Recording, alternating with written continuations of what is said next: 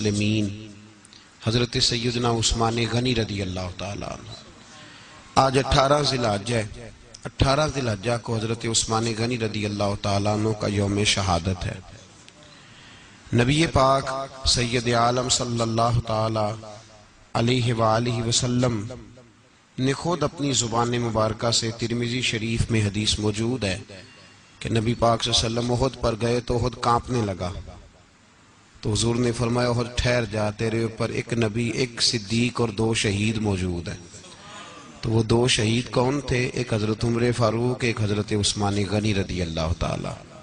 خود حضور نے فرمایا. حضرت عثمان غنی کی جو نانی ہے نا، یہ نبی پاک کی سگی پھوپھی ہیں.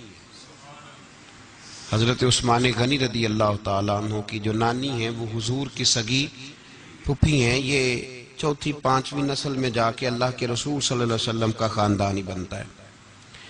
اللہ کے محبوب علیہ السلام کی 4 بیٹیاں تھیں اور چاروں کی چاروں حضرت خدیجہ الکبریٰ رضی اللہ تعالیٰ عنہ کے بطن سے پیدا ہوئی تھی. 4 بیٹیاں.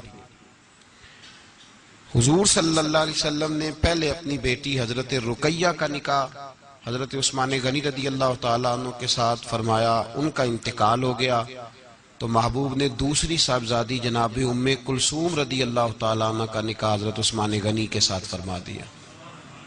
2 شہزادیاں، 2 بیٹیاں. یہ جو کہا جاتا ہے نا عثمان ذو النورین، عثمان ذو النورین کا مطلب ہے 2 نوروں والا.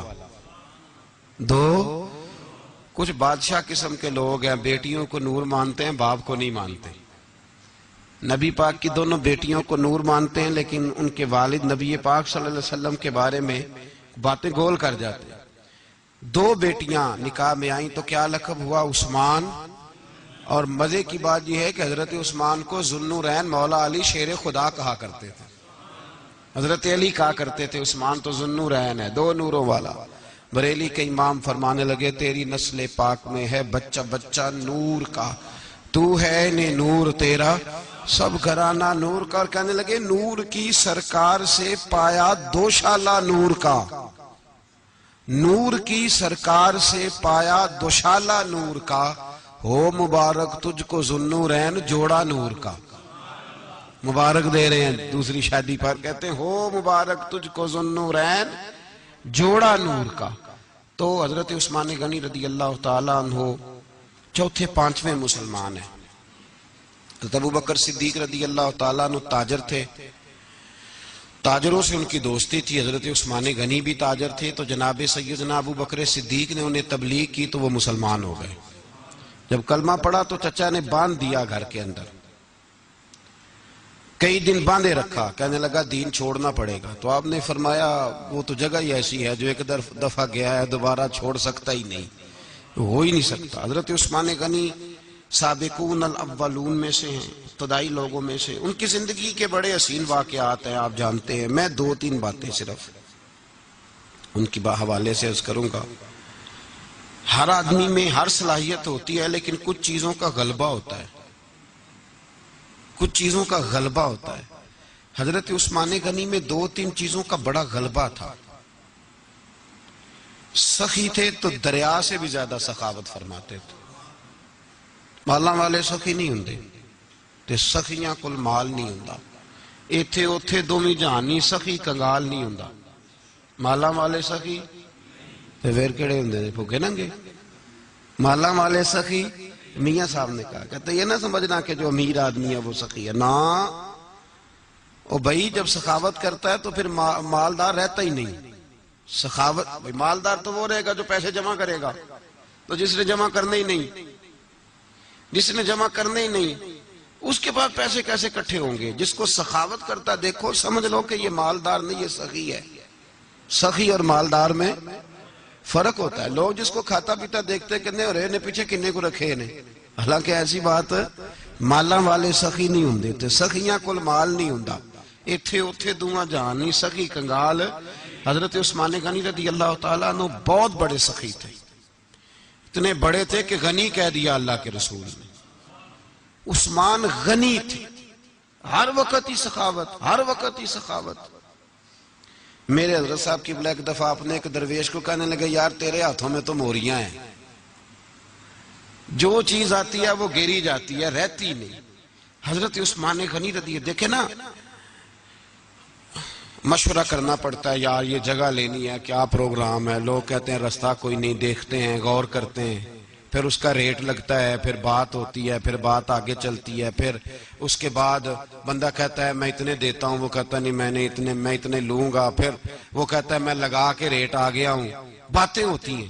اللہ کے رسول صلی اللہ تعالی علیہ وسلم نماز پڑھ کے نکلے، جنت البقیع والی جگہ حضور کو پسند آ گئی۔ فرمایا کچھ صحابہ آتے ہیں یہاں تو انہیں سواریاں کھڑی کرنے کا مسئلہ ہے، آج کل نہیں مسئلہ ہوتا پارکنگ کا، اس زمانے میں اونٹ گھوڑے باندھنے کے لیے حویلی چاہیے تھی، تو حضور علیہ السلام آ کے بیٹھے تو فرمایا جگہ بڑی اچھی ہے، کبھی مل جائے نا تو صحابہ کو سواریاں باندھنے کے لیے اچھی رہے گی۔ عثمان پیچھے بیٹھے تھے، وہیں سے گردن جھکائی اور پیچھے سے نکل گئے۔ حضور نے فرمایا ادھر آؤ، کہاں جا رہے ہو؟ کہا یا رسول اللہ جو جگہ آپ نے کہی ہے میں دیکھنے جا رہا ہوں۔ تو حضرت عثمان غنی دیکھنے گئے، جب واپس پلٹے تو میرے کریم نے فرمایا عثمان دیکھ آئے ہو؟ عرض کی محبوبہ دیکھنی کیا آتی، تجھے پسند آئی تھی، میں خرید آیا ہوں۔ دیکھنا آنا جانا یہ تو وہاں ہوتا ہے جہاں سودے بازی ہو، رنگے چمن پسند نہ پھولوں کی بو پسند، ہم کو ہے وہ پسند جسے آئے تو پسند، بات ختم ہو گئی، آپ کو پسند آئی تھی میں نے خرید لی۔ میرے رسول پاک صلی اللہ علیہ وسلم کے ساتھ پتہ نہیں لوگ کہاں بیٹھ کے دین پڑھتے ہیں، اختلاف ثابت کرتے ہیں، جو جگہ مصطفیٰ کو پسند آئی عثمان نے خریدی، اس جگہ پہ سیدہ فاطمہ الزہرا کا مزار بنا ہوا ہے، اس جگہ بی بی پاک کا مزار ہے جو حضرت سیدنا عثمان غنی کی خریدی ہوئی ہے۔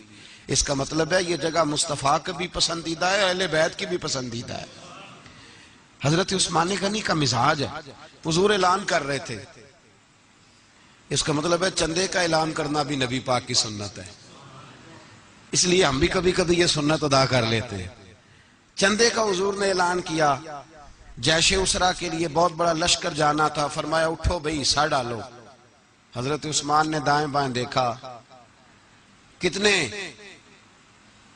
بہت زیادہ سپاہیوں کے لیے بہت زیادہ سامان چاہیے، قحط کا زمانہ ہے۔ جناب عثمان اٹھے کا یا رسول اللہ 100 فوجیوں کا خرچہ، ان کا گھوڑا بھی دوں گا، گھوڑے پر رکھنے کے لیے یا رسول اللہ صلی اللہ علیہ وسلم جو کجاوا ہوتا ہے، کاٹھی ہوتی ہے، وہ بھی میری، فوجی کی وردی بھی میری، اور جب تک واپس آئے گا تب تک سارا کھانے کا خرچہ بھی میرا۔ نبی پاک صلی اللہ علیہ وسلم مسکرائے، فرمایا عثمان اللہ تجھ سے راضی ہو۔ تھوڑی دیر کے بعد فرمایا پھر اٹھو بھئی، دائیں بائیں دیکھا کوئی اٹھا ہی نہیں، حضرت عثمان پھر کھڑے ہو گئے، کہا حضور 100 میرا اور شامل کر لیں۔ نبی پاک نے پھر اعلان کیا، حضرت عثمان کہتے ہیں میرے نا دل کو کچھ ہوتا تھا، پھر اٹھے، کہا حضور میرا تیسرا 100 بھی شامل کر لیں۔ فرماتے ہیں جناب عثمان غنی چوتھی دفعہ میرے مصطفیٰ نے اعلان کیا تو مجھ سے نہ ہی رہا گیا، میں نے کہا محبوبہ اعلان نہ کرو، آپ اشارہ کرو، عثمان کے پاس جو کچھ بھی ہے وہ محمد عربی کے قدموں کا ہی صدقہ ہے، آپ اعلان کرو، حاضر ہے، ہر شے حاضر ہے، پھونک پھونک کے دینا، دیکھ دیکھ کے دینا، یہ تو وہاں کا سودا ہوتا ہے جہاں سودے بازی ہوتی ہے، لیکن یہاں تو یا رسول اللہ جب تک بکے نہ تھے کوئی پوچھتا نہ تھا، تو نے خرید کر ہمیں انمول کر دیا۔ اور مجھے وہ بات بڑی پسند ہے، میں تنہائیوں میں کتاب کھول کے پڑھتا ہوں، تنہائیوں میں پڑھتا ہوں میرے رسول پاک صلی اللہ تعالی علیہ وسلم، اور میں جب مجھے کبھی لطف لینا ہوتا ہے تو میں صاحب طبقات کی یہ روایت کھول کے بیٹھ جاتا ہوں جب اپنا مزہ لینے کو دل کرے۔ حضرت عثمان غنی شہزادے تھے، دولت مند باپ کے بیٹے تھے، رئیس اعظم تھے۔ امیروں کے بچے نازک مزاج ہوتے ہیں، موڈ کے مالک ہوتے ہیں، بہت بڑے رئیس تھے، پر عشق لگا سی کھیڈاں کھیڈ دینوں، تو پھر کھیڈاں پھول گئیاں، کجل پایا سی یار دے ویکھنے نوں، پھر وہ دی یاد وچ روندیاں ہی ڈول گئیاں، حیدر شاہ اس گلی کدے نہ رول دی، پر ہن تے رول دی 4-5 دن کے بعد مدینے آئے، سفر پہ گئے ہوئے تھے، حضور کے پیچھے نماز پڑھی تو محبوب کے چہرے پہ ذرا نکاہت ہے، کمزوری ہے، حضرت بلال کو ملے، کہنے لگو بلال میں 4 دن باہر رہا ہوں، حضور کے چہرے پہ کمزوری کیوں ہے؟ جناب بلال کہنے لگے جا گھر جا کے پوچھ لیں. کہتا میں نے دروازے پہ دستک دی، سیدہ عائشہ صدیقہ اندر سے بولی کون ہے؟ میں نے کہا اماں جی غلام ہوں عثمان، میں 4 دن کے بعد آیا ہوں تو چہرے پہ بڑی کمزوری ہے. فرماتے جناب عائشہ ہچکی لے کے روئی. کیا ہوا؟ تو کہنے لگی عثمان 4 دن ہو گئے کونین کے مالک نے روٹی کوئی نہیں کھائی، ایک پیالہ دودھ کا ایک کھجور. حضرت عثمان غنی رضی اللہ تعالیٰ کا اماں جی آپ پردے میں نہیں چلی جاتی؟ شہزادہ دوڑے گئے، گھر سے اناج کی بوری کندھے پہ رکھی، ہر چیز اٹھائی. غلام کہنے لگا مجھے دے دو، 20 نوکر ہیں گھر میں. فرمایا نہیں یہ میری ڈیوٹی ہے، میں نہیں کرنی. عثمان خود گئے، رسول پاک کے گھر میں جھاڑو دیا، چولہے میں آگ جلائی. حضرت عائشہ کہتی ہے میں پردے کے پیچھے سے دیکھ رہی تھی، جب عثمان پھونکے مارتے تھے تو داڑھی سے دھواں نکلتا تھا. پھر عثمان جس نے پانی کا پیالہ بھی خود نہیں پیا تھا، اس نے سالن پکایا، پھر روٹیاں پکائیں تو ہاتھ جلے. کھانا پکا کے اور دسترخوان لگا کے مسجد میں حاضر ہوئے. کہا محبوبہ اگر مہربانی کریں تو گھر نہیں آتے؟ حضور تشریف لائے اور جب پہلا لقمہ تن تندور ہڈاں دا بالن تے اسی ہاواں نال تپایا، کپ کپ مکیاں پیڑے کیتے، اتوں عشق پلیتھن لایا، تن دی ہانڈی من دا سالن، اتوں لون صبر دا پایا. غلام فریدہ میں ساری تیری، تینوں وجہ یقین نہیں آیا. کہا محبوب یہاں بیٹھے تو صحیح، یہاں بیٹھے تو صحیح. حضور تشریف فرما ہوئے اور پہلا لقمہ جب نبی پاک نے منہ میں رکھا تو عثمان تڑپ کے روئے. 600 دینار نیچے رکھے. یا رسول اللہ میں نے دولت کو آگ تو نہیں لگانی اگر تیرے کام نہ آئے. حضور کس کام کی یہ جائیدادیں، کس کام کی؟ اگر آپ کے گھر میں 4 دن کھانا نہ پکے. حضرت عائشہ صدیقہ فرماتی ہیں عثمان تو چلے گئے، یہ کہہ کے تو میرے مصطفیٰ نے پھر ہاتھ اٹھائے اور ایسی دعا دی کہ میں تڑپ اٹھی، میں رونے لگی. حضور نے جھولی اٹھا کے کہا اے اللہ میں عثمان سے راضی ہوں، تو بھی میرے عثمان سے راضی ہو جا. اے اللہ میں راضی ہوں، تو بھی راضی ہو جا. اور بھائی یہ درد، یہ ذوق، یہ مزاج، یہ انداز، یہ حضرت عثمان غنی کو اللہ نے عطا فرمایا. آپ آج لوگ اعتراض کرتے ہیں ہم پہ، کہتے ہیں تم پہلے مدینے بعد میں مکے، زیادہ دن مدینے تھوڑے دن. یہ کیا انداز ہے تمہارا؟ سنو حدیبیہ جس کا ذکر قرآن مجید نے کیا، ید اللہ فوق ایدیہم، پڑھو نا گھر میں جا کے قرآن مجید. حضرت عثمان غنی رضی اللہ تعالیٰ عنہ ساتھ تھے جب نبی پاک صلی اللہ علیہ وسلم 1400 صحابہ کو لے کے عمرے کی نیت سے نکلے. حدیبیہ کی مقام پر کافروں نے روک لیا، کہا عمرہ نہیں کرنے دیں گے. حضرت سیدنا عثمان غنی کو نبی پاک نے سفیر بنا کے بھیجا. جناب عثمان غنی کئی سالوں کے مکے سے بچھڑے تھے، سامنے کعبہ نظر آیا، احرام بندھا ہوا ہے. جب سفیر بن کے گئے تو ابو سفیان کہنے لگے عثمان ہم تیرے رسول کو تو ابھی عمرے کی اجازت نہیں دیتے، باقی لوگ تو نہیں آتے، وہ سامنے کعبہ ہے، وہ حجر اسود ہے، وہ سارا کچھ ہے، طواف کرنا ہے تو کر لو، استلام کرنا ہے تو کر لو، اگر تم نے کعبے کے اندر نماز پڑھنی ہے تو پڑھ لو، صفا مروہ کے پھیرے لگاؤ، تمہیں اجازت ہے. نبی عثمان غنی فرمانے لگے قسم ہے رسول کی زلفوں کی، جب تک میرے مصطفیٰ طواف نہیں کریں گے عثمان بھی کوئی نہیں کرے گا. عثمان بھی وہ کون سا طواف ہے جس میں طواف اور مدینے والا نہ ہو؟ وہ کون سا عمرہ ہے جس میں عمرہ ہو اور رسول پاک نہ ہو؟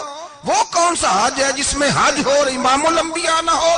بریلی کے امام بول پڑے، فرمانے لگے حاجیو آؤ شہنشاہ کا روضہ دیکھو، کعبہ تو دیکھ چکے اب کعبے کا بھی کعبہ دیکھو. اور فرمانے لگے غور سے سن تو رضا، کعبے سے بھی آتی ہے صدا، میری آنکھوں سے میرے پیارے کا روضہ دیکھو. یہ ہمیں حضرت عثمان غنی نے سکھایا ہے عقیدہ، یہ عقیدہ حضرت عثمان غنی کا ہے. بات دور نکل جائے گی. محبت معیار ہوتی ہے، محبت روح ہوتی ہے، محبت اصل ہوتی ہے. حضرت عثمان غنی رضی اللہ تعالیٰ عنہ سے کسی شخص نے کہا کہ عثمان کوئی تبدیلی بھی آئی نبی پاک کے غلام بننے کے بعد؟ حضور کے غلام بننے کے بعد کوئی تبدیلی بھی آئی؟ لوگ اپنی اپنی تبدیلیاں بتاتے رہے. جناب عثمان غنی نے 2 جملے کہے, لوگ کہتے ہیں ہماری چیخیں نکل گئیں. یہ معراج حضور سے پیار کی محبت اور عشق کا یہ رنگ عثمان غنی کا. حضرت عثمان غنی کہنے لگے تم تبدیلی کی بات کرتے ہو؟ میں نے جب سے نبی پاک کے ہاتھ میں سیدھا ہاتھ دے کے بیعت کی ہے, میں نے یہ ہاتھ دوبارہ کبھی گندگی کو نہیں لگایا. اور فرمایا جب سے پہلی نظر سے جلوہ والضحیٰ دیکھا ہے, میں نے اس کے بعد اپنی شرمگاہ کو بھی کبھی نہیں دیکھا. اس لیے کہ ان آنکھوں میں رسول اللہ کے جلوے رچ بس گئے. یہ معیار پیدا کیا جناب عثمان غنی نے. اور مدینہ منورہ سے جو محبت ہے نا مسلمان کی, اس کا اگر اصل رنگ دیکھنا ہو تو جناب عثمان غنی کو زندگی کو دیکھا جائے. اصل رنگ. جناب عثمان غنی بہت بڑے امیر تھے, بہت بڑے امیر المومنین. لاکھوں مربع میل پہ حکومت تھی. چند 100 آدمیوں نے آ کے گھیر لیا عثمان غنی کے گھر کو. اور کربلا میں تو 3 دن پانی بند رہا ہے, حضرت عثمان غنی پہ 40 دن پانی بند رہا ہے. 40 دن. اور حضرت امام حسین کے خیموں کے گرد تو پہرا دینے کے لیے جناب عباس تھے. اور میں تاریخ کے سارے معتبر حوالے عرض کر سکتا ہوں کہ جب حضرت عثمان غنی کو خطرہ ہوا تو مولا علی شیر خدا نے امام حسن اور حسین کو تلواریں پکڑائیں اور فرمایا دروازے کے آگے کھڑے ہو جاؤ, کوئی بدبخت تمہارے خالو عثمان غنی کے دروازے تک جانے نہ پائے. اور اس دروازے سے پھر گیا بھی کوئی نہیں, اس لیے کہ وہاں حسنین کریمین کا پہرا تھا. جو گیا بے ایمان تو پیچھے سے چڑھ کر کے گیا. حضرت عثمان غنی لاکھوں مربع میل کا حکمران, جہاں جس کے پاس چند ووٹ ہوں وہ دندناتا پھرتا ہے, جس کے پاس 4 باڈی گارڈ ہوں اس کی بات وہ کرتا ہے تو ہوا میں. حضرت عثمان غنی کے پاس ہزاروں کی فوج ہے, چند 100 لوگوں نے آپ کے گھر کو گھیر لیا, شہید کرنا چاہتے ہیں. جناب عثمان غنی رضی اللہ تعالیٰ عنہ کے پاس حضرت علی رضی اللہ تعالیٰ عنہ, کئی اور لوگ گئے.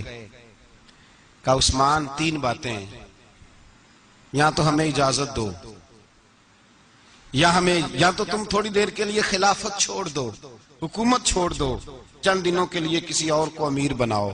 جناب عثمان کہنے لگے مجھے تو حکومتوں سے دلچسپی نہیں, لیکن میں چھوڑ نہیں سکتا, اس لیے کہ میرے مصطفیٰ کریم علیہ السلام نے مجھے فرمایا تھا عثمان اللہ تجھے قمیض پہنائے گا, لوگ اتارنا چاہیں گے پر تم اتارنا نہ. فرمایا میں سمجھ گیا ہوں اس سے مراد یہی ہے, میں نہیں چھوڑتا. کہا عثمان پھر اس طرح کریں, ہمیں اجازت دیں, یہ چند 100 لوگ ہیں, ہماری تلواریں چند منٹ میں فیصلہ کر دیں گی. جناب عثمان غنی فرمانے لگے میں نبی پاک کا شہر اپنی وجہ سے خون میں رنگ دوں, میری وجہ سے؟ نبی پاک علیہ السلام نے فرمایا تھا ایک مینڈا ہوگا بکرا جس کی وجہ سے میرے مدینے کی گلیوں میں خون بہے گا, میں وہ بکرا نہیں بننا چاہتا.